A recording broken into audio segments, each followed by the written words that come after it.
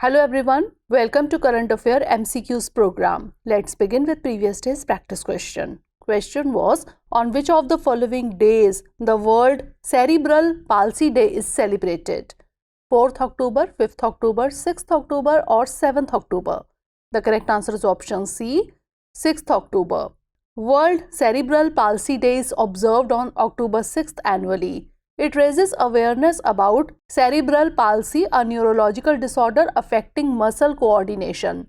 The day promotes public understanding of the condition's causes and challenges.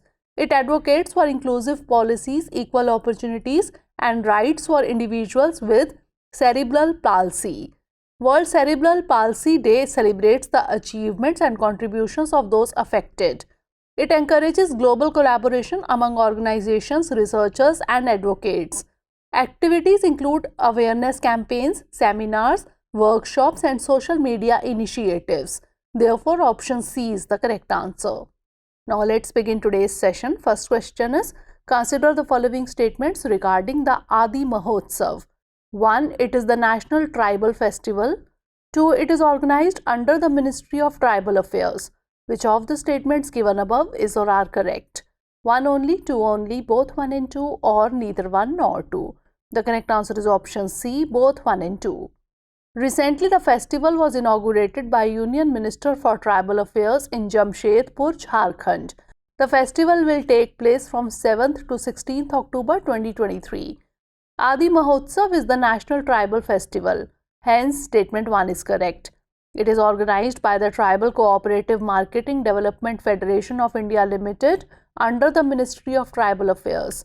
Hence, statement 2 is correct. Adi Mahotsav serves as a platform to present tribal culture, traditions, and art to national and international markets.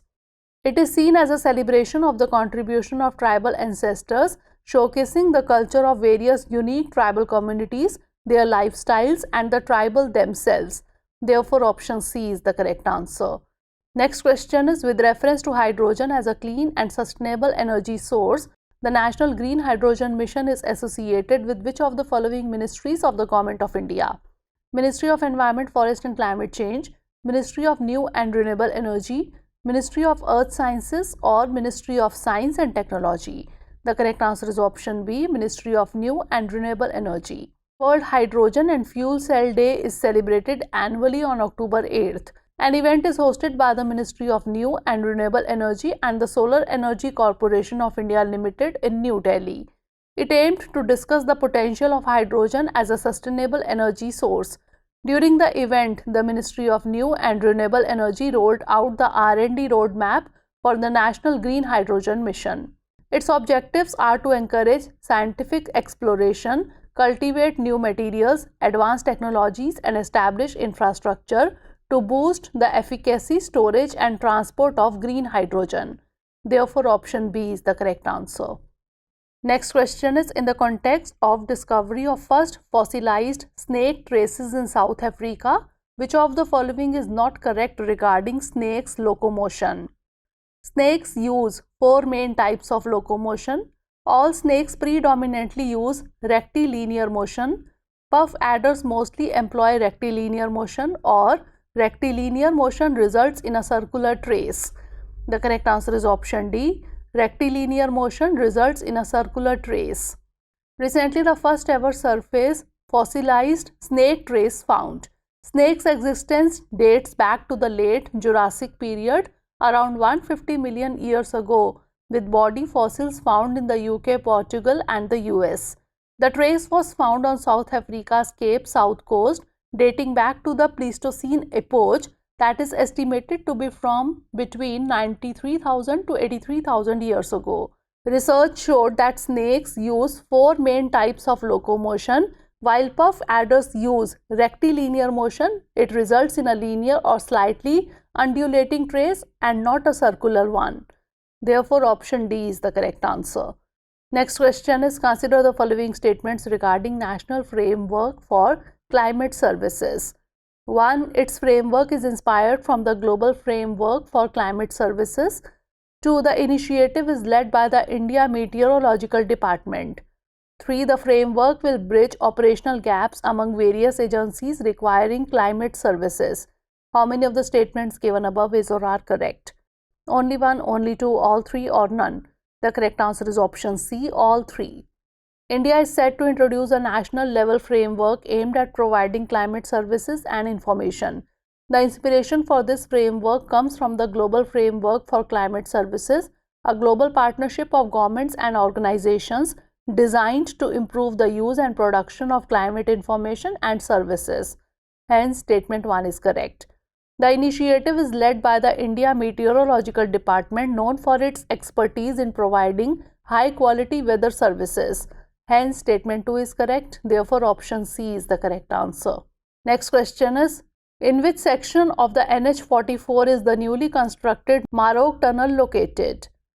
Delhi to Chandigarh, Pune to Bangalore, Kolkata to Chennai, or Ramban to Banihal? The correct answer is option D, Ramban to Banihal. Union Minister for Road Transport and Highways announced the successful completion of a 250-meter viaduct, that is 2-lane, and a 395-meter Marog Tunnel in Jammu and Kashmir. The infrastructure is located along the Ramban to Banihal section of NH44. The combined length of the viaduct and tunnel is 645 meters, that will reduce the travel distance by 200 meters. This construction provides an alternate route bypassing the infamous Sitaram Passi slide area, enhancing safety.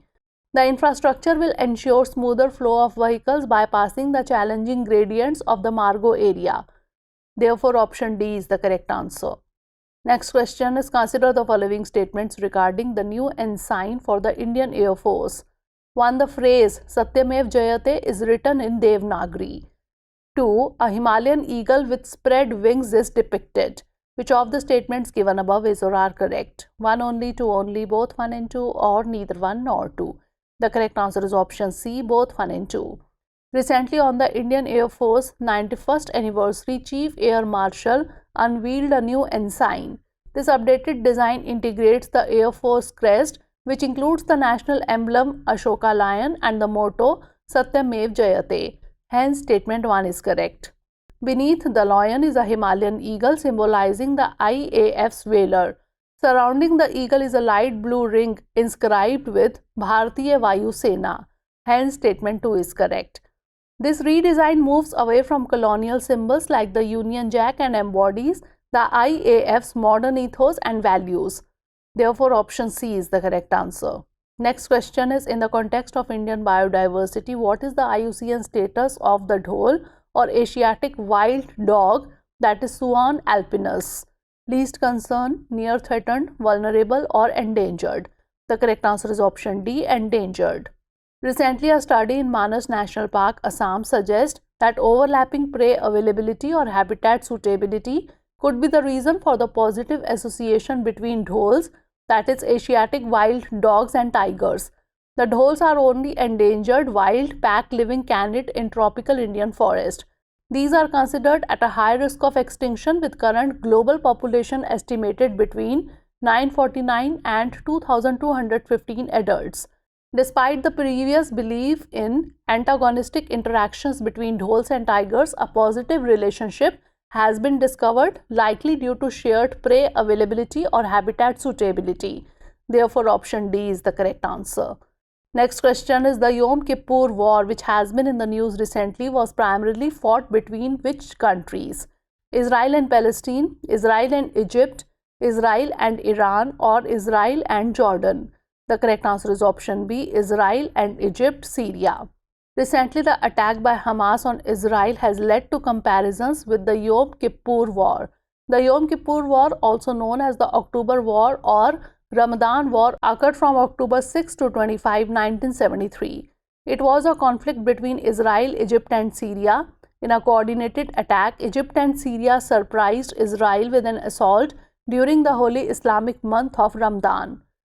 Israel was caught off guard as many of its soldiers were on leave for Yom Kippur, the holiest day in Judaism. The war escalated with the involvement of superpowers like the US supporting Israel and the Soviet Union supporting Egypt and Syria. Therefore, option B is the correct answer. Next question is, Consider the following statements regarding the Comprehensive Nuclear Test Ban Treaty. 1. It was adopted by the United Nations General Assembly in 1996. 2. It needs approval from 44 specific nuclear-capable countries to take effect. 3. India has ratified the CTBT. How many of the statements given above is or are correct? Only 1, only 2, all 3 or none? The correct answer is option B, only 2. Recently, Russia, while having ratified it in 2000, expressed the intent to revoke its ratification. CTBT is a multilateral treaty prohibiting all nuclear explosions, whether for military or peaceful purposes. It was adopted by the United Nations General Assembly in 1996, but is still in the ratification stage, awaiting approval from certain countries. Hence, statement 1 is correct. The CTBT requires ratification by 44 specific nuclear technology holder countries for it to enter into force. Hence, statement 2 is correct. 8 of these countries are yet to ratify: China, Egypt, India, Iran, Israel, North Korea, Pakistan, and the United States. Hence, statement 3 is not correct. Therefore, option B is the correct answer. Last question is: consider the following statements regarding the relations MOU between India and Saudi Arabia. 1. It enhances cooperation in the fields of electrical interconnections, green clean hydrogen, and supply chains. 2. Both countries will conduct B2B business summits and regular interactions. Which of the statements given above is or are correct? 1, only, 2, only, both 1 and 2, or neither 1 nor 2? The correct answer is option C, both 1 and 2. Recently, India and Saudi Arabia signed an MOU for cooperation in electrical, green clean hydrogen, and supply chains. The MOU aims to enhance collaboration in the energy sector and establish reliable supply chains. Hence, statement 1 is correct. Both countries will conduct B2B business summits and interactions to strengthen cooperation. Hence, statement 2 is correct. India emphasized its commitment to green hydrogen and sustainable energy during the MENA Climate Week in Riyadh. India urged MENA countries to join initiatives like the Global Biofuel Alliance and Lifestyle for Environment. Therefore, option C is the correct answer. Now it's time for the practice question. In the context of Tanzania's geography, which of the following is not correct regarding its physical features? Tanzania is bounded by Uganda, Lake Victoria, and Kenya to the north. Most of mainland Tanzania lies below 600 feet in elevation. Lake Tanganyika is the world's second deepest lake, or the Great Rift Valley runs through the western part of Tanzania. Send the answer of this question in the comment section. Stay tuned for the next episode. Thanks for watching.